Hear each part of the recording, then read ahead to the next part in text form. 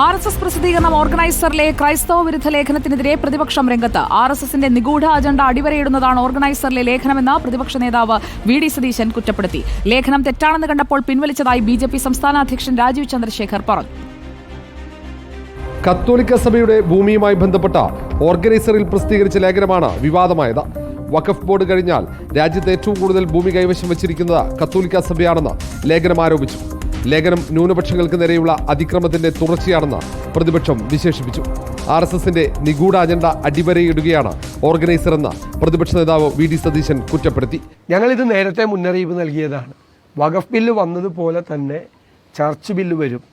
ആദ്യം മുസ്ലിം സമുദായത്തിൻ്റെ നേർക്ക്, അതിനുശേഷം ക്രൈസ്തവരുടെ നേർക്ക്. ഈ യഥാർത്ഥത്തിൽ ഇത് ന്യൂനപക്ഷങ്ങൾക്കുള്ള അവകാശങ്ങൾ, ഭരണഘടന നൽകുന്ന അവകാശങ്ങളിലേക്കുള്ള കടന്നുകയറ്റമാണ്. അതേസമയം ഓർഗനൈസർ ലേഖനത്തെ പൂർണ്ണമായും തള്ളാതെ BJP അധ്യക്ഷൻ രാജീവ് ചന്ദ്രശേഖർ ലേഖനം തെറ്റാണെന്ന് കണ്ടപ്പോൾ അത് പിൻവലിച്ചതായി രാജീവ് ചന്ദ്രശേഖർ വ്യക്തമാക്കി. ഓർഗനൈസർ ഒരു ആർട്ടിക്കിൾ, ഒരു ലേഖനം അവർ പബ്ലിഷ് ചെയ്തു. അത് അവർ ഒരു എററാണെന്ന് കണ്ടപ്പോൾ അവർ ഡിലീറ്റ് ചെയ്തു. ഈ ലാൻഡ് ഗ്രാബിംഗ് ആണ് തെറ്റ്.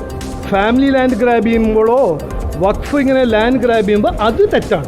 പ്രതിപക്ഷത്തിനൊപ്പം LDFും വിവാദം ആളിക്കത്തിക്കാനാണ് ശ്രമിക്കുന്നത്. മുനമ്പം വിഷയത്തിൽ ക്രൈസ്തവ സഭയെ ചേർത്ത് നിർത്താനുള്ള BJP നീക്കം പൊളിക്കുകയാണ് ലക്ഷ്യം. രാജ്യത്ത് ന്യൂനപക്ഷങ്ങൾക്കെതിരെ നിരന്തരം ആക്രമണം അഴിച്ചുവിടുന്നത് സംഘപരിവാർ സംഘടനകളാണെന്ന് ഇരുവരും ആരോപിക്കുന്നുണ്ട്. വർഷങ്ങൾക്ക് മുമ്പ് പ്രസിദ്ധീകരിച്ച ലേഖനം ഇപ്പോൾ വിവാദമാക്കുന്നത് ഗൂഢലക്ഷ്യത്തോടെയാണെന്ന് BJPയും ആരോപിക്കുന്നു. റിപ്പോർട്ടർ, തിരുവനന്തപുരം.